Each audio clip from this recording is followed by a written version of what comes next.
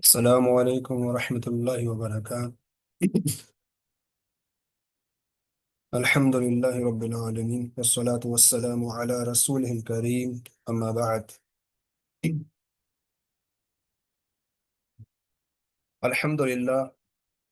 ہم سورہ نازعات کی 20 آیات پڑھ چکے ہیں۔ اب اس کے بعد ہم سورہ نازعات کی آیت نمبر 21 سے شروع کریں گے۔ ہم نے اس کورس میں الحمدللہ سورۃ الفاتحہ، سورۃ النبا اور سورۃ النازعات کی 20 آیات تک پڑھ لی ہیں الحمدللہ، اور ہم نے اس کو تھوڑا سا گرامر کے لحاظ سے بھی جانا ہے، اور عربی زبان کے اعتبار سے جو کچھ قواعد تھے وہ بھی ہم نے جانے الحمدللہ اس کورس کے اندر، اور الفاظ معنی بھی ہم نے جانے ہیں۔ اب انشاءاللہ ہم آیت نمبر 21 سے شروع کرتے ہیں۔ اللہ تعالیٰ فرماتا ہے فَأَرَاهُ الْآيَةَ الْكُبْرَى، یہ آیت نمبر 20 ہے، اس کے بعد آیت نمبر 21 آتی ہے جس میں اللہ تعالیٰ فرماتا ہے فَكَذَّبَ وَعَصَى، فَكَذَّبَ تو اس نے جھٹلایا، کذبہ یکذب تکذیباً، جھٹلانا، واو تفعیل سے ہے جھٹلانا، وعصا اور اس نے انکار کیا، اس نے نافرمانی کی، عصا یعصی عصیاناً، نافرمانی کرنا۔ ترجمہ ہوگا تو اس نے جھٹلایا اور نافرمانی کی۔ اس میں آپ یہ دیکھیں کہ جو عصا ہے، جو عصا ہے، ایک منٹ یہ آگے چلا گیا،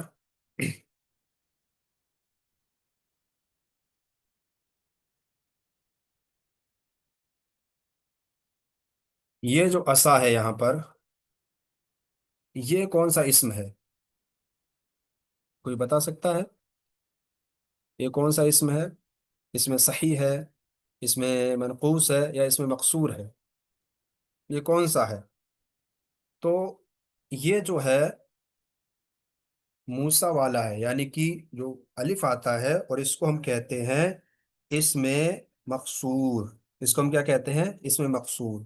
تینوں اسم ہیں، آپ ریکارڈنگ میں اس کو دیکھ لینا انشاءاللہ، میں یہاں پہ تینوں اسم کی، اس میں صحیح، اس میں منقوص اور اس میں مقصور کی تعریف بیان کر دیتا ہوں۔ اس میں صحیح اس اسم کو کہتے ہیں جس کے آخر میں الف یا نہ ہو، اس کا اعراب جو حالت رفع میں پیش کے ساتھ اور حالت نصبی میں زبر کے ساتھ اور حالت جری میں زیر کے ساتھ آتا ہے، اور تینوں حالتوں میں اعراب لفظوں میں ظاہر ہو کر آتا ہے، جیسے شابن، شابن اور شابن، یہ تینوں حالتوں میں اس کا اعراب ظاہر ہو کے آئے گا، یعنی پیش آ رہا ہے تو وہ بھی ظاہر ہوگا، یعنی کہ فاعل بن رہا ہے تو وہ بھی ظاہر ہوگا، اور مفعول بن رہا ہے تو وہ بھی ظاہر ہوگا، اور مجرور ہو رہا تو وہ بھی ظاہر ہوگا۔ اور اس میں منقوص اس اسم کو کہتے ہیں جس کے آخر میں یا ما قبل مکسور ہو، جیسے القاضی، القاضی، اس کا اعراب حالت رفع میں پیش تقدیری یعنی چھپا ہوا، اور حالت نصبی میں زبر ظاہری، اور حالت جری میں زیر تقدیری آتا ہے، جیسے ہم کہیں گے جاء القاضی، قاضی آیا، تو اس میں جو القاضی ہے یہ حالت رفع میں ہے، کیونکہ یہ فائل یہاں پہ بن رہا ہے، پیش کے ساتھ ہے، اور جیسے کہ ہم کہیں گے رائے تو القاضیہ، میں نے قاضی کو دیکھا، تو القاضیہ جو آیا ہے تو اس کا جو دیکھو زبر ہے وہ ظاہر ہو گیا ہے، اور حالت جر میں مررت بالقاضی، میں قاضی کے پاس سے گزرا، تو گزرا۔ اب اس میں جو القاضی آیا ہے، القاضی آیا ہے، مررت بالقاضی، تو حالت جر میں ہے، لیکن اس کی جو زیر ہے وہ تقدیری ہے۔ اور اس میں مقصور اس اسم کو کہتے ہیں جس کے آخر میں الف ہو، جیسے موسیٰ، جیسے موسیٰ، جیسے یہاں پہ یہ عصا آیا ہے تو یہ بھی اس میں مقصور ہے، اور اس کا اعراب، اس کا جو اعراب ہے وہ حالت رفع میں پیش تقدیری، اور حالت نصبی میں زبر تقدیری، اور حالت جری میں زیر تقدیری آتا ہے، یعنی کہ تینوں حالتیں اس کی تقدیری کی ہوتی ہیں، جیسے جاء موسیٰ، موسیٰ آیا، تو یہ یہاں پر فائل بن رہا ہے تو بھی اس کا جو پیش ہے وہ تقدیری ہے، جیسے رائے تو موسیٰ، میں نے موسیٰ کو دیکھا، تو موسیٰ یہاں پر جو ہے مفعول بن رہا ہے، یعنی کہ حالت نصب میں ہے، تو بھی یہ ہم اس میں جو اس کا جو اعراب ہے وہ تقدیری ہے، یعنی کہ جو اس کا زبر ہے وہ تقدیری ہے۔ اسی طرح مررت بموسیٰ، میں موسیٰ کے پاس سے گزرا، تو اس میں جو ہے زیر ہے یہ بھی تقدیری ہے کہ مررت بموسیٰ۔ تو آپ نے اس تینوں حالتوں کو جان لیا ہے۔ اس کو آپ لکھیے گا اور میرے پاس کتاب کو یہ بھیجیے، اس کو لکھ کر آپ میرے پاس بھیجیے گا انشاءاللہ، کہ حالت رفع اور یعنی کہ اس میں صحیح، اس میں منقوص اور اس میں مقصور کی حالت اور اس کی مثال جو ہم نے دی ہیں ان کے ساتھ آپ اس کو لکھیے گا۔ تو اس کا جو یہاں پر ہوگا کی ترجمہ جو، تو اس نے جھٹلایا اور نافرمانی کی، یعنی جھٹلایا یا نافرمانی کی۔ فرعون نے موسیٰ علیہ السلام کی نشانیوں کو جھٹلایا اور اللہ تعالیٰ کی نافرمانی کی، یعنی اللہ تعالیٰ نے جو موسیٰ علیہ السلام کو نشانیاں دی تھیں اور موسیٰ علیہ السلام نے جو دلائل فرعون کے سامنے رکھے، اور جو نشانیاں موسیٰ علیہ السلام کو اللہ نے دی تھیں، تو موسیٰ علیہ السلام نے جو نشانیاں فرعون کو دکھائیں، تو دیکھنے کے بعد بھی اس نے ایک طرح سے اس کا انکار کر دیا اور اس کو جھٹلا دیا، اور وہ حد سے زیادہ اپنی جو نافرمانی تھا اس میں آگے بڑھ گیا۔ ثم ادبر یسعا، دوسری آیت میں اللہ فرماتا ہے ثم ادبر یسعا، ادبر یدبرو ادبارن، پلٹنا، وہ پلٹا، اس نے پیٹ پھیری،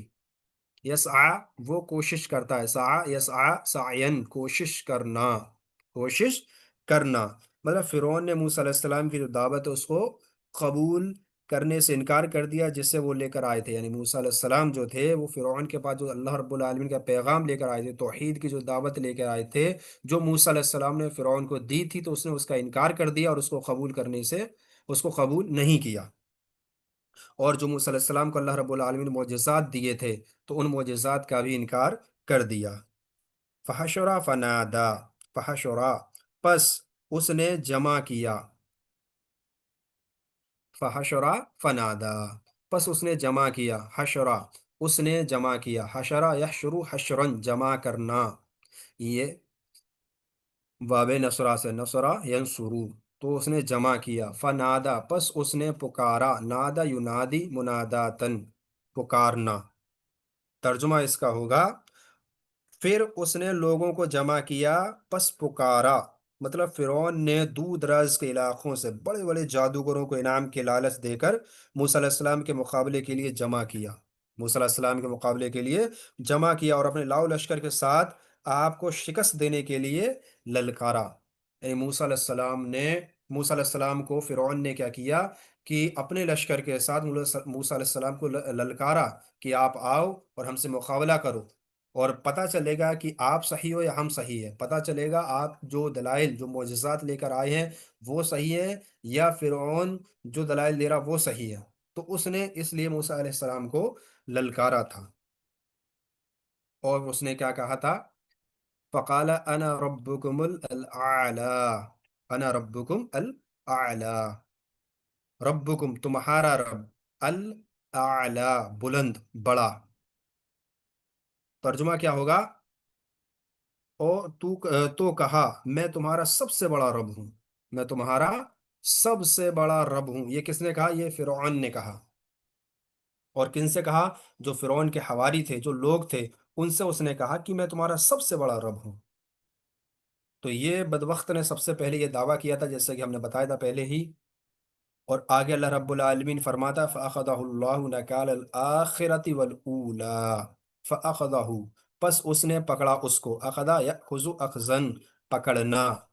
نکالا سزا، نکالن سے مراد یہاں پر عذاب ہے، الاولا پہلا، الاولا سے مراد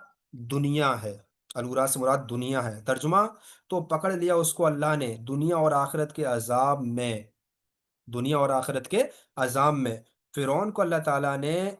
عذاب دیا، اللہ تعالیٰ نے کیا عذاب دیا فرعون کو، اور یہ عذاب کیسا تھا کہ اللہ رب العالمین نے اس کو دنیا میں بھی عذاب دیا، اور ساتھ میں آخرت میں اس کے لیے تو عذاب ہے ہی تیار، جو کہ اللہ رب العالمین اس کو دے گا، ضرور دے گا، اور یہ دنیا میں اس کے لیے جو سزا تھی، جو عذاب تھا، وہ اللہ رب العالمین نے اپنی حجت پوری کرنے کے بعد ہی اس کو دیا، اس سے قبل نہیں دیا، بلکہ اللہ رب العالمین نے فرعون کے پاس موسیٰ کو بھیجا، معجزات دے کر بھیجا۔ اللہ رب العالمین نے جو اس کو عبرت کے لیے کچھ نشانیاں دکھائیں فرعون اور اس کی قوم کو، جو قبطی قوم تھی، لیکن پھر بھی اس نے موسیٰ علیہ السلام کی بات کو نہیں مانا، اور اپنی جو اکڑ تھی، جو اس کی اکڑ تھی، اس کی جو ہٹ دھرمی تھی، اس پہ وہ اڑا رہا، ڈٹا رہا، اور اللہ رب العالمین نے پھر کیا کیا، اس کو پکڑ لیا اور اس کو دنیا اور آخرت دونوں کا عذاب دے دیا۔ یعنی کہ دنیا میں تو اللہ رب العالمین نے عذاب دے دیا، مرنے کے بعد اس کو صبح اور شام اس کی عذاب اس کو پیش کیا جاتا ہے، اور آخرت میں اس کے لیے سخت عذاب ہے۔ ان آگے اللہ رب العالمین فرماتا ہے، ان فی ذالک لعبرۃ لمن یخشی، لعبرۃ، البتہ عبرت، عبرتن جمع عبرن، عبرتن جمع عبرن، لمن اس شخص کے لیے جو، لی پلس من، اس شخص کے لیے جو، یخشا وہ ڈرتا ہے، خشیہ یخشا خشیتن ڈرنا، خشیہ یخشا خشیتن ڈرنا۔ اب ترجمہ کیا ہوگا؟ بے شک اس واقعے میں اس شخص کے لیے عبرت ہے جو ڈرتا ہے، یعنی فرعون کا جو انجام ہوا، اس اس میں اس شخص کے لیے عبرت و نصیحت ہے جو اللہ تعالیٰ سے ڈرتا ہے اور نصیحت قبول کرتا ہے، اور نصیحت کیا کرتا ہے؟ وہ قبول کرتا ہے۔ اس میں جو اللہ رب العالمین نے نبی اکرم صلی اللہ علیہ وسلم کو تسلی دی ہے، اور جو مشرکین مکہ تھے، ان کو اللہ رب العالمین نے تنبیہ کی ہے کہ اگر تم نہیں سدھرے، اگر تم نہیں باز آئی، اگر تم نہیں مانے، تو تمہارے لیے ڈرو اس عذاب سے جو فرعون کو آیا تھا، کہیں تمہارے اوپر نہ آ جائے، کہیں تمہیں بھی اس کی طرح، یعنی جو فرعون اور اس کے جو قوم تھی اس کو عذاب دیا گیا، تو کہیں تمہارے لیے وہ عذاب نہ آ جائے، تو ڈرو۔ تو اللہ رب العالمین نے رسول اکرم صلی اللہ علیہ وسلم کو اس میں آپ کے لیے صبر پیدا کرنے کے لیے آپ کو یہ بتایا، آپ کے لیے آسانی تھی، آپ کو اس میں نصیحت کی، اور یہ آپ کے لیے تسلی، آپ کو تسلی کے لیے یہ اللہ رب العالمین نے کہا، اور کفار مکہ کے لیے یہ تنبیہ تھی، ایک ڈر تھا۔ اور یہ کیوں تھا؟ یہ کیوں تھا؟ یہ اس لیے تھا کہ اللہ رب العالمین آگے جو فرما رہا ہے اس کی جو نشانی ہے اللہ رب العالمین نے ہمیں بتا دی تھی، وہ کیا ہے؟ آگے دیکھو، انتم اشد خلقا ام السماء بناہا، انتم، انتم کیا تم، جو حمزہ ہے یہ، تو یہ سوالیہ ہے، جو حمزہ ہے یہ سوالیہ، یہاں پہ تھوڑا غلط لکھا ہے، تو یہ حمزہ جو ہے وہ سوالیہ کلمہ ہے۔ انتم تم، اشدو زیادہ سخت، زیادہ مشکل، خلقن پیدا کرنا، خلقا یخلقو خلقن پیدا کرنا، بناہا اس نے بنایا اس کو، بنا یبنی بنا ان بنانا، بنا یبنی بنا ان بنانا۔ تو اللہ رب العالمین کیا کہہ رہا ہے کہ یہ جو اللہ رب العالمین نے جو یہ، یعنی مشرکین مکہ جو کہتے ہیں، اس کے جواب میں اللہ رب العالمین کہہ رہا ہے کہ یہ جو تم کہتے ہو کہ دوبارہ پیدا ہوں گے ہم، کیا مرنے کے بعد دوبارہ اٹھائے جائیں گے کیا؟ تو اللہ رب العالمین کہہ رہا ہے کہ آسمان جو اللہ رب العالمین نے بنایا ہے، یہ زیادہ مشکل تھا یا تمہیں بنانا زیادہ مشکل ہے؟ یہ زیادہ بنانا مشکل ہے یا تمہیں بنانا زیادہ مشکل ہے؟ یہ اللہ رب العالمین کہہ رہا ہے۔ یہ کون لوگ ہیں جو قیامت کو جھٹلاتے تھے؟ یہ وہ لوگ ہیں جن کو اللہ رب العالمین کہہ رہا ہے کہ آسمان کو بنانا تمہارے مقابلے مشکل ہے کہ نہیں ہے؟ لیکن اللہ رب العالمین نے آسمان کو بنا دیا، تو تم کیا چیز ہو؟ اللہ رب العالمین تمہیں بھی بنا سکتا ہے، اور یقیناً اللہ رب العالمین بنائے گا۔ تو اللہ رب العالمین یہ ان سے کہہ رہا ہے، یہ کون ہے؟ یہ کفار مکہ کو اللہ رب العالمین نے خطاب کیا، اور مقصود کہ اللہ رب العالمین کا کیا تھا؟ یہ مقصود جو تھا ان کو دھمکانا، ان کو ڈرانا تھا کہ اللہ رب العالمین اتنے بڑے آسمان اور ان کے جو عجائبات ہیں، جو عجائبات ہیں، ان کو پیدا کر سکتا ہے، اس لیے تمہارا جو پیدا کرنا ہے وہ تو اللہ رب العالمین کے بہت آسان ہے، بہت تھوڑا ہے اللہ رب العالمین کے لیے کہ تمہیں وہ پیدا کر دے، اور کوئی مشکل کام اللہ رب العالمین کے لیے نہیں ہے۔ تو اسی لیے اللہ رب العالمین نے بتایا کہ تم کو پیدا کرنا زیادہ سخت ہے، زیادہ مشکل ہے، یا آسمان کو پیدا کرنا زیادہ مشکل ہے؟ تو اللہ رب العالمین نے یہ بتایا، اور یہ خطاب کس سے ہے؟ یہ کفار مکہ سے خطاب ہے، اور آج بھی جو ان کے پیروکار ہیں ان سبھی کے لیے یہ خطاب ہے۔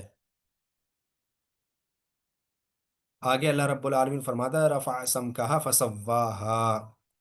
کہ رفع اس نے بلند کیا، رفع یرفع رفعن بلند کرنا، سم کہا اس کی چھت، سمکن جمع سموک، سم کہا اس کی چھت، سمکن جمع سموک، فسواہا پھر اس نے ٹھیک ٹھاک کیا اس کو، سوا یسوی تسویتن ٹھیک ٹھاک کرنا، برابر کرنا، ٹھیک ٹھاک کرنا، برابر کرنا۔ سمکن کے معنی ہے چھت، بہت سارے لوگوں نے سمکن کے معنی چھت بھی کیے ہیں۔ اور ٹھیک ٹھاک جو ہے یہاں پر، کہ اس کو ٹھیک ٹھاک کرنا، اس سے مراد کیا ہے؟ تو ٹھیک ٹھاک سے مراد ہے یہاں پر ایسی شکل اور صورت میں ڈھالنا جس میں کسی بھی طرح کی کوئی توافت، کجی، شگاف اور خلل باقی نہ رہے، اس کا یہ معنی ہے، یعنی کوئی بھی ٹیڑھا پن، کوئی بھی کمی، کوئی بھی یعنی فاصلہ اس کے اندر نہ ہو۔ اور آج ہم دیکھتے ہیں آسمان کو، کہ آسمان کے اندر الحمدللہ یہ بغیر پلر کے، بغیر ستون کے کھڑا ہے، لیکن اس میں کوئی کسی بھی طرح کی کمی نظر ہمیں نہیں آتی ہے۔ جیسا اللہ رب العالمین نے بنایا ٹھیک ٹھاک چاروں طرف سے، وہ بیسا برابر بنا ہوا ہے، آج بھی بنا ہوا ہے۔ یہ اللہ رب العالمین کی ایک جو تخلیق، جو اللہ رب العالمین نے چیزیں پیدا کی، جو تخلیق کی، وہ ایک نشانی اللہ رب العالمین کی یہ ہمارے لیے ہے، جسے ہم ہر ٹائم دیکھتے ہیں، ہر ٹائم اس کو محسوس بھی کر سکتے ہیں۔ بس یہی ہے کہ جو عقل رکھنے والا ہو وہی محسوس کرتا ہے۔ آگے اللہ رب العالمین فرماتا وَأَغْطَشَ وَأَغْطَشَ لَيْلَهَا وَأَخْرَجَ ضُحَاهَا، اغتشا اس نے تاریک بنایا، اغتشا یغتشو اغتاشن تاریک بنانا، اخرجا اس نے نکالا، اخرجا یخرجو اخراجن نکالنا، دوحا ہا اس کی روشنی، اس کی روشنی۔ یہاں پہ جو اغتشا آیا ہے یہ با معنی اظلما کے ہے، کس کے ہے؟ اظلما کے، تاریک کر دینا، تاریک کر دینا، یعنی کہ تاریک کر دیا۔ اور اخرجہ جو ہے وہ معنی اب رضا کے ہے، ظاہر کیا۔ اور نہارا ہا، نہارہا جو ہے اس کی جگہ پہ اللہ رب العالمین کیا لے کے آیا ہے؟ ضحاہا، اس لیے کہ چاشت کا جو وقت ہوتا ہے بہت اچھا ہوتا ہے، بہت اچھا ہوتا ہے، اسی لیے اللہ رب العالمین یہاں پر ضحاہا لے کر آیا ہے۔ اور جو دن کا اللہ رب العالمین کہہ رہا ہے، کہ اللہ رب العالمین نے جو کہا ہے کہ اس کی جو روشنی ہے، اس کی جو روشنی ہے، یعنی کہ اللہ رب العالمین دن کو سورج کے ذریعے سے روشن کیا ہے، اللہ رب العالمین دن کو سورج کے ذریعے سے روشن کیا ہے۔ آگے اللہ رب العالمین فرماتا والارض بعد ذالک دحاہا، بعد بعد، دحاہا اس نے بچھایا اس کو، دحا یدحا دحین بچھانا، والارض اور زمین، بعد اس کے بعد، ذالکا اس کے بعد، دحاہا اس کو بچھایا، اس کو بچھایا۔ مطلب اللہ تعالیٰ نے آسمان بنانے کے بعد زمین کو بچھایا تاکہ لوگ اور دوسری جو مخلوقات ہیں، لوگوں کے علاوہ جو مخلوقات ہیں، اس پر سکون کے ساتھ زندگی بسر کر سکیں، یہ اللہ رب العالمین نے کیا ہے۔ اور سورہ حامیم السجدہ میں یہ گزر چکا ہے کہ خلقن کے جو معنی ہے پیدا کرنا، یہ اور چیز ہے، پیدا کرنا یہ اور چیز ہے، اور دہا ہموار کرنا، ہموار کرنا یہ اور چیز ہے۔ زمین کی تخلیق آسمان سے پہلے ہوئی ہے، یہ چیز یاد رکھنا، زمین کی جو تخلیق ہے وہ آسمان کے پیدا ہونے، آسمان کی تخلیق اس سے پہلے ہوئی ہے، آسمان کی جو پیدا کیا اس سے پہلے زمین کی تخلیق اللہ رب العالمین نے کی ہے، لیکن اس کو ہموار، یعنی آسمان کی تخلیق کے بعد کیا ہے، اس کو جو ہموار کیا ہے وہ آسمان کی تخلیق کے بعد کیا ہے۔ اور یہاں اسی حقیقت کا اللہ رب العالمین بیان کر رہا ہے کہ ہم نے زمین کو جو بچھایا ہے وہ آسمان کے بعد بچھایا ہے، کس کے بعد؟ آسمان کے بعد بچھایا ہے۔ اور یہی اللہ رب العالمین یہاں پر بیان کر رہا ہے۔ اور ہموار کرنے یا پھیلانے کا مطلب کیا ہے؟ ہموار کرنا اور پھیلانا، اس کا کیا مطلب ہے؟ تو اس کا مطلب ہے کہ زمین کو رہائش کے قابل بنانے کے لیے جن جن چیزوں کی ضرورت ہے اللہ رب العالمین نے ان کا اہتمام فرمایا، مثلا زمین سے پانی نکالا، اس میں چارہ یعنی زمین میں چارہ اگایا، اس میں خوراک پیدا کی، پہاڑوں کو میخوں کی طرح مضبوط گاڑ دیا تاکہ زمین نہ ہلے۔ تو یہ اللہ رب العالمین نے کیا ہے، یہ کس نے کیا؟ یہ اللہ رب العالمین نے کیا زمین کو، یہی اس کا معنی ہے کہ زمین کو ہموار ایسے ہی کیا ہے، یعنی کہ اس زمین کو رہائش کے لیے بنانا، اور اس میں جو بھی مخلوقات کی ضروریات ہیں ان کو اللہ رب العالمین نے، چاہے چارہ ہو، چاہے خوراک ہو، چاہے پانی کا نکالنا ہو، اللہ رب العالمین نے اس کو زمین کے اندر پیدا کر دیا، زمین پر اگا دیا، اور ہم اس کو استعمال کرتے ہیں، ہم اس کو آنکھوں سے دیکھتے ہیں۔ اور اس کا آگے جو واقعہ انشاءاللہ آگے بھی اس کا واقعہ اس ہی سورہ کے اندر آئے گا۔ اس سورت کے اندر آپ نے دیکھا ہوگا کہ موسیٰ علیہ السلام کا بھی قصہ آیا تھا، تو ہم اس کو اختصار کے ساتھ تھوڑا سا دیکھ لیتے ہیں کہ موسیٰ علیہ السلام جو تھے ان کے ساتھ یہ معاملہ آپ کب نبی بنائے گئے، کب آپ کو رسالت سے سرفراز کیا گیا، تو انشاءاللہ یہ بھی ہم دیکھ لیتے ہیں۔ تو موسیٰ علیہ السلام اپنی بیوی کے ساتھ، اپنی بیوی بچوں کے ساتھ جب مدین شہر سے مصر کی طرف روانہ ہوئے، تو راستے میں طور پہاڑ جو ہے، طور پہاڑ، پہاڑ طور ہے جو، رات کا وقت تھا، رات کا وقت تھا اور سردی کا موسم تھا۔ گھر والوں سے کہا، جیسے موسیٰ علیہ السلام نے گھر والوں سے کہا مجھے پہاڑ پر آگ دکھائی دے رہی ہے، میں وہاں سے انگارہ یا کوئی خبر لے کر جلد تمہارے پاس لوٹ آؤں گا تاکہ تم سیک سکو، یعنی سردی اتنی زیادہ تھی۔ تو ابھی جو سردی کا موسم آنے والا، ہم اس میں اندازہ لگا سکتے ہیں کہ جو رات کی جو سردی ہوتی ہے کتنی زیادہ ہوتی ہے۔ تو انہوں نے اسی لیے کہا کہ انگارہ لے کے آئیں گے، کوئی آگ دکھ رہی ہے تو انگارہ لے کے آئیں گے جس سے آپ سیک سکو گے، یا کوئی خبر لے آئیں گے کہ وہاں پہ کوئی رہتا ہے یا نہیں رہتا ہے، کیا معاملہ ہے، کوئی ہے نہیں ہے، تو وہ بھی معلوم ہو جائے گا، یعنی کوئی نہ کوئی خبر لے کے آ جائیں گے یا کوئی انگارہ لے کے آ جائیں گے۔ تو یہ موسیٰ علیہ السلام نے کہا، یہ سورہ نمل میں اللہ رب العالمین نے بیان کیا۔ آگے اللہ رب العالمین نے کیا فرمایا تھا سورۃ طٰہٰ میں، کہ جب موسیٰ علیہ السلام اور اس کے جو طور پہاڑ ہے، جب موسیٰ علیہ السلام اس بابرکت زمین پر جب پہنچے، تو دائیں کنارے کے درخت سے انہیں آواز آئی، اے موسیٰ یقیناً میں ہی اللہ سارے جہانوں کا پروردگار ہوں، سارے جہانوں کا پروردگار ہوں، تو اپنی جوتیاں جوتیاں اتار دے کیونکہ تو پاک میدان طوا میں ہے۔ اللہ رب العالمین نے موسیٰ علیہ السلام کو جوتیاں اتارنے کا حکم دیا اور کہا کہ تو پاک جو میدان طوا ہے، یعنی کہ جو طوا پہاڑ ہے اس کے اوپر ہے۔ تو یہ بابرکت زمین ہے، اس سے ہمیں کیا معلوم ہوا کہ یہ زمین جو ہے طوا پہاڑ جو ملک شام کی طرف ہے، ملک شام میں ہے، یہ بابرکت ہے۔ تو یہ اللہ رب العالمین نے کہا۔ تو آگے اللہ رب العالمین نے کیا فرمایا تھا، اب اللہ رب العالمین نے موسیٰ علیہ السلام پہ کیا کی، وحی کر دی، اور آگے کا فرمایا کہ میں نے تجھے اپنی نبوت کے لیے منتخب کر لیا، چن لیا، اپنی نبوت کے لیے، اپنی رسالت کے لیے چن لیا۔ تو اللہ رب العالمین نے یہ کس سے کہا، موسیٰ علیہ السلام سے کہا۔ اب جب موسیٰ علیہ السلام پر اللہ رب العالمین نے وحی کی اور کہا کہ کان لگا کر اس کو سنو، میں ہی اللہ ہوں، میرے سوا کوئی عبادت کے لائق نہیں، یعنی سب سے پہلی وحی موسیٰ علیہ السلام پر اللہ رب العالمین نے کیا کی، کہ میں ہی اللہ ہوں، میرے سوا کوئی عبادت کے لائق نہیں ہے۔ آج اسی چیز کو ہم بھول بیٹھے ہیں، آج اسی چیز کو ہم بھول بیٹھے ہیں کہ ہم نے کیا کیا، سب کو خدا بنا ڈالا، نعوذ باللہ۔ چاہے ہم نے قولاً نہ کہا ہو لیکن عملاً ہم نے اس کو خدا بنا ڈالا، جبکہ انبیاء علیہ الصلوۃ والسلام کی جو دعوت تھی، اس کا پہلا جو حکم تھا اللہ رب العالمین کی طرف سے، وہ کیا تھا کہ اللہ رب العالمین کی عبادت کرنے کے لیے لوگوں کو بلاؤ، اللہ رب العالمین کی عبادت کرنے کے لیے لوگوں کو بلاؤ۔ تو اللہ رب العالمین نے موسیٰ علیہ السلام سے بھی یہی کہا کہ میں ہی تمہارا رب ہوں اور میری ہی عبادت کرو، میری ہی عبادت کرو۔ اور یاد رکھو کہ رسول اکرم صلی اللہ علیہ وسلم کی دعا، جو حدیث ہے، الدعاء هو العباد، یہ الدعاء هو العبادہ، کی دعا جو ہے وہ عبادت ہے۔ اور آج ہم نے کیا نہیں کیا کہ ہم نے کن لوگوں سے دعا نہیں کرتے، یعنی کہ جو ما تحت الاسباب جو کام کر سکتا ہے، ما تحت الاسباب، اس سے تو کریں، کوئی حرج نہیں ہے، کیونکہ اس سے دعا نہیں ہوتی، اس سے وہ ایک مدد ہوتی ہے کہ ہم آپ سے یہ چاہتے ہیں آپ یہ کر دیں، چاہے فون کے ذریعے سے ہو، چاہے اس کو سامنے ہو، چاہے کہیں پاس میں ہو، چاہے ہم اس کے پاس جائیں، الگ چیز ہے وہ۔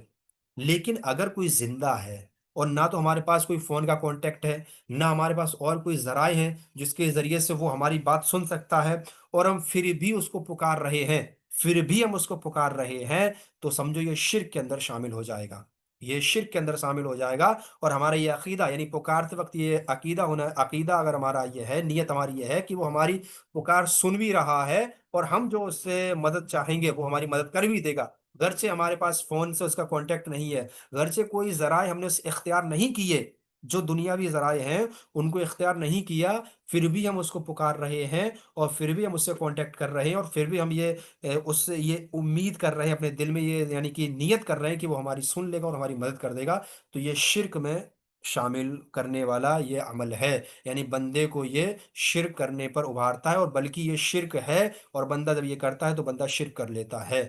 تو اس سے ہمیں بچنا چاہیے، کیونکہ جو اسلام کا عقیدہ ہے، جو اسلام کی تعلیمات ہے، وہ سب سے پہلے کیا کہتے ہیں کہ اللہ رب العالمین کی عبادت کرو، یعنی کہ تم نے توحید بھی جاننی ہے، تم نے شرک بھی جاننا ہے، تمہیں یہ بھی معلوم ہونا چاہیے کہ یہ توحید ہے اور یہ شرک ہے، تم توحید کو اپناؤ گے، کیونکہ جس چیز کی جب تمہیں جانکاری ہوگی، جس کی نالج ہوگی، تبھی تم وہ کام کر سکتے ہو، اس چیز تبھی وہ کام کر سکتے ہو، تبھی وہ چیز تم اپنا سکتے ہو۔ اب تمہیں توحید معلوم ہی نہیں ہے، اب شرک معلوم ہی نہیں ہے، تو کیا ہوگا کہ ہم نہ تو توحید کو اپنا پائیں گے پوری طرح سے، اور نہ شرک سے بچ سکیں گے پوری طرح سے۔ تو اس لیے ہمیں چاہیے کہ ہم توحید کو جانیں اور شرک کو بھی جانیں، توحید کی کتنی قسمیں ہیں اور شرک کی کتنی قسمیں ہیں یہ ہم جانیں، اور توحید کو مکمل اپنانے کی کوشش کریں، اور شرک سے مکمل بچیں، شرک سے مکمل بچیں۔ تو اللہ رب العالمین موسیٰ علیہ السلام سے جو وحی کی تھی، وہی کیا کی تھی کہ میں تیرا رب ہوں اور تو میری عبادت کر، اور میرے علاوہ کوئی عبادت کے لائق نہیں ہے، یعنی اللہ رب العالمین ہی حقیقت میں کون ہے، عبادت کے لائق ہے، اس کے علاوہ چاہے اس کے انبیاء علیہ الصلوۃ والسلام ہو، یعنی کہ اس کے پیغمبر ہوں، یعنی اس کے کیوں نہ اس کے اولیاء اللہ ہوں، کوئی بھی ہو، کوئی بھی اس لائق نہیں ہے کہ اللہ کے علاوہ ان کی عبادت کی جائے۔ آگے اللہ فرماتا ہے پس تو میری ہی عبادت کر اور میری یاد کے لیے نماز قائم کر، نماز قائم کر، یعنی اب ہمیں اس سے معلوم ہوا کہ اگر اللہ رب العالمین کو ہمیں یاد کرنا ہے، اس کی یاد ہمیں اگر اس کو یعنی کہ اللہ رب العالمین کا ذکر کرنا ہے، تو ہمیں نماز قائم کرنی پڑے گی۔ تو جو ہم میں سے نماز نہیں پڑھتے، ان کو اس پہ فکر کرنی چاہیے، غور کرنا چاہیے اور فکر کرنی چاہیے کہ ہم نماز نہیں پڑھتے، اللہ رب العالمین تو کہہ رہا ہے کہ میری یاد کے لیے نماز قائم کر، لیکن ہم نماز ہی نہیں پڑھتے، گویا کہ ہم اللہ رب العالمین کو یاد ہی نہیں کرتے، اللہ رب العالمین کو یاد ہی نہیں کرتے ہیں۔ آگے اللہ فرماتا ہے قیامت آنے والی ہے جسے میں پوشیدہ رکھنا چاہتا ہوں، یہ سورہ طہ میں اللہ رب العالمین نے سورہ 11 آیت 11 سے لے کے 16 تک کہا ہے۔ آگے اللہ سورہ طہ میں ہی فرماتا ہے آیت نمبر 20 پہ، موسیٰ علیہ السلام کے ہاتھ میں ایک لاٹھی تھی، اللہ تعالیٰ نے موسیٰ علیہ السلام سے فرمایا اسے نیچے ڈال دو، چنانچہ اس جو لاٹھی تھی وہ موسیٰ علیہ السلام نے نیچے ڈال دی، اور جیسے ہی موسیٰ علیہ السلام نے وہ لاٹھی نیچے ڈالی تو وہ کیا بن گئی، وہ سانپ بن گئی، وہ سانپ بن گئی، وہ لاٹھی جو تھی وہ سانپ بن گئی۔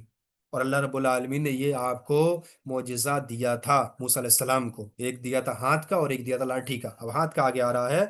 اور اللہ رب العالمین آگے کیا فرمایا کہ موسیٰ کو حکم دیا کہ اپنا جو ہاتھ ہے وہ گریبان میں ڈال کر نکالو، جب آپ نے اپنا ہاتھ گریبان سے نکالا تو وہ چاند کی طرح چمکنے لگا، تو وہ چاند کی طرح چمکنے لگا۔ ان دو نشانیوں کے ساتھ اللہ رب العالمین نے موسیٰ علیہ السلام کو فرعون کے پاس جانے کا حکم دیا، کیونکہ اس نے زمین پر فساد برپا کر رکھا تھا، یعنی فرعون جو تھا اس نے زمین پر فساد برپا کر رکھا تھا، بنی اسرائیل کو یہ کیا کیا ظلم نہیں کرتا تھا، کیا کیا ان پر آزمائش اللہ رب العالمین کی نہ تھی کہ یہ بدبخت ان کے اوپر ظلم نہ کرتا ہو۔ کیا قرآن میں آتا ہے کہ وہ ان کی عورتوں کو چھوڑ دیتا تھا، اور جو ان کے لڑکے تھے ان کو ذبح کر دیتا تھا، اتنا بڑا بدبخت تھا، یعنی کہ جب لڑکے یعنی مرد جب ذبح کر دیے جائیں کسی قوم کے، تو وہ قوم کہاں سے آگے بڑھے گی، ختم ہو جائے گی۔ اور عورتوں یعنی مردوں کا دوسرا کام یہ بھی ہوتا ہے کہ وہ مرد جو تھے مرد ہوتے ہیں، وہ دنیاوی جو کام ہوتے ہیں ان کے لیے جو وہ محنت کرتے ہیں، جو مشقت کرتے ہیں، وہ عورت نہیں کر سکتی ہے، لیکن یہ بدبخت ان مردوں کو قتل کر دیتا تھا تاکہ وہ عورتیں جو ہیں وہ یعنی بے یار و مددگار ہو جائیں، تو ان کا یہ معاملہ کرنے کے لیے بدبخت ان کو مردوں کو قتل کر دیتا تھا اور عورتوں کو چھوڑ دیتا تھا، اور ان کے ساتھ غلط طریقے اختیار کرتا تھا جو کہ بالکل حرام ہے، اور یہ بدبخت، اور اس کے علاوہ سب سے بڑی جو اس نے یہ جو فساد پھیلا رکھا تھا زمین پر، وہ کیا کہتا تھا کہ میں تمہارا سب سے بڑا رب ہوں۔ یہ تمام گناہ کرنے کے بعد سب سے بڑا گناہ یہ کرتا تھا کہ میں تمہارا رب ہوں۔ یہ موسیٰ علیہ السلام جو کو اللہ رب العالمین نے دعوت دی کہ فرعون کے پاس جاؤ، اس نے زمین پر فساد مچا رکھا ہے، اور موسیٰ علیہ السلام نے پھر کیا کیا، اپنے بھائی ہارون علیہ السلام کے لیے اللہ رب العالمین سے کہا کہ ان کو میرے ساتھ کر دو، تو اللہ رب العالمین نے منظور کر لیا اور ان کو بھی موسیٰ علیہ السلام کے ساتھ بھیج دیا۔ موسیٰ علیہ السلام نے فرعون کو کیا توحید کی دعوت دی، توحید کی دعوت دی، تو اس سے کیا معلوم ہوا، اور رسول اکرم صلی اللہ علیہ وسلم نے جب معاذ رضی اللہ تعالیٰ عنہ کو جب یمن کی طرف بھیجا، تو آپ نے بھی ان سے کیا کہا کہ سب سے پہلے انہیں ایک اللہ کی دعوت دینا، سب سے پہلے انہیں ایک اللہ کی دعوت دینا، اور موسیٰ علیہ السلام نے بھی ایک اللہ کی دعوت دی۔ تو اس سے کیا معلوم ہوا کہ جب ہم دعوت کا کام کریں تو سب سے پہلے ہمیں دعوت توحید کی دینی ہے، چاہے کسی کو برا لگے، چاہے کسی کو کیسا بھی لگے، چاہے لوگ یہ کہیں کہ انتشار پھیلے گا، چاہے لوگ یہ کہیں کہ کچھ لوگ جوڑیں گے نہیں، چاہے لوگ یہ کہیں کہ آپ تھوڑا سختی کر رہے ہیں، تھوڑا کم کریں، آپ نے کچھ بھی نہیں کرنا ہے، آپ نے کچھ بھی نہیں کرنا، آپ نے صرف یہ کہنا ہے کہ یہ طریقہ جو ہے یہ انبیاء کا ہے، یہ طریقہ جو ہے یہ صحابہ کا ہے، یہ طریقہ سلف صالحین کا ہے، اور یہی طریقہ میں نے اختیار کر رکھا ہے۔ اور اسی لیے یہ معاملہ ہے کہ ہمیں توحید کی دعوت دینی ہے، چاہے کسی کو برا لگے، چاہے کسی کو کیسا بھی فیل ہو، لیکن جو طریقہ ہے جو دعوت کا ہم وہی انشاءاللہ اختیار کریں گے۔ تو آپ نے یہ بھی کہنا ہے۔ اور فرعون کے پاس جب گئے تو فرعون نے ساری چیزوں سے انکار کر دیا، جو معجزات دکھائے، جو عبرت دکھائیں، جو دلائل دکھائے اللہ رب العالمین کی طرف سے موسیٰ علیہ السلام نے، فرعون نے ان سب کا انکار کر دیا، اور یہی کہہ رہا کہ انا ربک، کہ میں تمہارا سب سے بڑا رب ہوں، میں تمہارا سب سے بڑا رب ہوں۔ اور ساری جو اللہ کے نبی موسیٰ علیہ السلام نے جو نشانیاں دکھائی تھیں، فرعون نے ان سب کو جھٹلا دیا، ان سب کو جھٹلا دیا۔ اور فرعون نے کیا کیا کہ موسیٰ علیہ السلام سے مقابلہ کرنے کے لیے آپ کو آپ کو یعنی کہ چیلنج دے دیا، آپ کو چیلنج دے دیا، اور جو اس کے ارد گرد لوگ تھے، یعنی جو شہر تھے، جو ان کو سب کو جتنے بھی وہاں جادوگر رہتے تھے، بڑے بڑے جادوگر جو رہتے تھے، سب کو بلایا، اور مقررہ جو وقت تھا اس وقت پر اس میدان میں پہنچ گئے، اس میدان میں پہنچ گئے، اور اس وقت پر پہنچ گئے۔ اور جب پہنچ کر وہاں پہ موسیٰ علیہ السلام کا سامنا ان جادوگروں نے کیا، تو انہوں نے کیا کیا؟ نظر بندی کا کام کیا، اور لوگوں کی نظریں انہوں نے باندھ دی، اور جو رسیاں پھینکی، جو لاٹھیاں پھینکی، وہ سانپ لوگوں کو نظر آنے لگی، لیکن حقیقت میں وہ رسیاں تھیں اور لاٹھیاں تھیں۔ موسیٰ علیہ السلام نے کیا، اللہ رب العالمین نے موسیٰ علیہ السلام کو اوپر وحی کی، اور کہا کہ آپ نے اپنی لاٹھی پھینک دیں، اور موسیٰ علیہ السلام نے جو ہی اپنی لاٹھی پھینکی، وہ لاٹھی سانپ بن گئی، اور انہوں نے سبھی رسیوں کو اور سبھی لاٹھیوں کو نگل لیا۔ اور جب جادوگروں نے دیکھا تو وہ حیران ہو گئے، جادوگر حیران ہو گئے، اور وہ سب کے سب سجدے میں گر گئے، اور سب کے سب نے اعلان کر دیا، قالوا آمنا برب العالمین رب موسیٰ و ہارون، کہ ہم ایمان لائے رب العالمین پر، جو موسیٰ اور ہارون کا بھی رب ہے۔ تو یہ جادوگروں نے اعلان کر دیا، اور فرعون نے کیا کیا؟ ان کو دھمکایا، جادوگروں کو دھمکایا، ان کو دھمکیاں دینے کے بعد شہید کر دیا۔ پہلے دھمکیاں دی، پھر اس کے بعد جادوگروں کو شہید کر دیا۔ اور پھر موسیٰ علیہ السلام کی قوم کو، یعنی موسیٰ علیہ السلام کو اور موسیٰ علیہ السلام کی قوم کو اللہ رب العالمین نے حکم دیا، موسیٰ علیہ السلام کی اپنی قوم کو لے کر نکل جاؤ یہاں سے۔ اور موسیٰ علیہ السلام کی جو قوم تھی وہ کون تھی؟ وہ بنی اسرائیل تھی، اور جو فرعون کی قوم تھی وہ قبطی قوم کہلاتی تھی، قبطی کہلاتی تھی، قاف با طا، قبطی قوم کہلاتی تھی، وہ قبطی قوم تھی۔ تو اللہ رب العالمین نے موسیٰ علیہ السلام کو حکم دیا، اور موسیٰ علیہ السلام اللہ رب العالمین کے حکم سے مصر سے اپنی بنی اسرائیل قوم کو بنے لے کر ساتھ نکلے، اور فرعون نے بھی اپنے لشکر کو ترتیب دی، اور موسیٰ علیہ السلام کے پیچھے پڑ گیا۔ اور جب موسیٰ علیہ السلام آگے گئے تو آپ نے دیکھا کہ سامنے سمندر ہے، اور پیچھے دیکھا فرعون ہے۔ تو موسیٰ علیہ السلام پر اللہ رب العالمین نے وحی کی کہ اپنے جو عصا ہے اس عصا کو سمندر پر مارے، اور جیسے ہی موسیٰ علیہ السلام نے سمندر پر مارا تو وہ عصے سے اللہ رب العالمین جو سمندر تھا اس کو پھاڑ دیا، اور موسیٰ علیہ السلام اور اس کی آپ کی جو قوم تھی وہ نکل گئی، اور فرعون بھی اسی راستے سے نکلا، فرعون بھی اسی راستے سے نکلا۔ تو اللہ رب العالمین نے سمندر کو حکم دیا، اور سمندر مل گیا، اور فرعون اور اس کی جو قوم تھی، اس کے جو لشکر تھا، وہ سارے کے سارے اس میں غرق ہو گئے، ڈوب گئے۔ اور اللہ رب العالمین نے فرعون کو آج تک کے لیے، یعنی قیامت تک کے لیے، نشان عبرت بنا کر رکھ دیا۔ یہ چھوٹا سا مختصر طریقے سے میں نے یہاں پہ موسیٰ علیہ السلام اور فرعون کا واقعہ نقل کیا، کیونکہ اس سورہ کے اندر یہ واقعہ آیا تھا۔ تو یہی آپ اختصار کے ساتھ آپ یہ سمجھے، یہی اس کا معاملہ ہے۔ اور پھر جب فرعون ڈوب گیا، غرق ہو گیا، تو اللہ رب العالمین نے سورہ میں قرآن میں کہا ہے کہ ہم نے تیرے نشان کو، ہم کیا، تیرے جو جسم ہے اس کو کیا عبرت بنائیں گے لوگوں کے لیے۔ اور آج بھی یہ عبرت ہے، آج بھی یہ عبرت ہے، ہم جاتے ہیں دیکھیں، فرعون آج بھی عبرت ہی ہے، کہ یہ وہ بدبخت ہے جس نے سب سے پہلے زمین پر رب ہونے کا دعویٰ کیا، یہ بہت بد وقت ہے جس کے سامنے اللہ رب العالمین کے ایک نبی، ایک رسول معجزات لے کر آیا، اور اس بد وقت نے اس کا انکار کر دیا، دلائل دیے، اس بد وقت نے ان کا انکار کر دیا۔ تو آج ہم انشاءاللہ یہیں تک رکھتے ہیں، اس کے بعد انشاءاللہ جو آگے کی آیات ہیں ان کو انشاءاللہ ہم کل پڑھیں گے۔